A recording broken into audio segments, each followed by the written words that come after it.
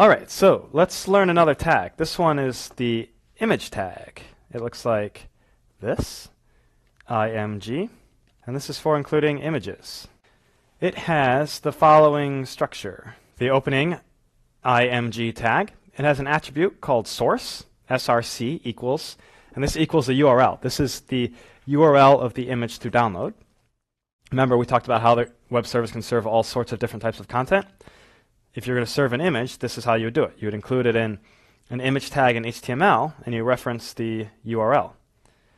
And then there's another attribute called alt, which stands for alternate, and this is text that gets displayed when the image doesn't load.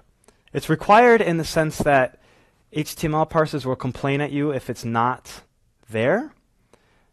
Nothing will break, but it's really nice to include it. For broken requests, like if our browser requests a URL that doesn't exist, this is the text that gets displayed. And it's also for blind people. You know, it doesn't take much to add an alt text, and it'll make somebody's life, or somebody's day at least, mildly easier. And one other thing I'd like to point out here is every tag we've talked about so far has had a closing tag. Images don't. This is the entire tag. There's no contents to an image. See? It just ends right here. This is called a void tag. And a void tag is a tag that has no content. And because it has no content, it doesn't need a closing tag. Let's try this thing out in the browser and see how it looks in real life. Okay, so here we are in our little HTML previewer. Let's add an image.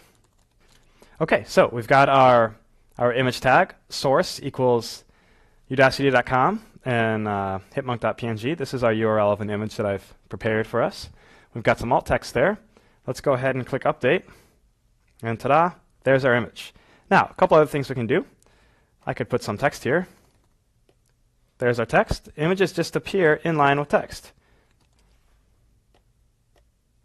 Yeah, so a small image just appears right in the middle of other text.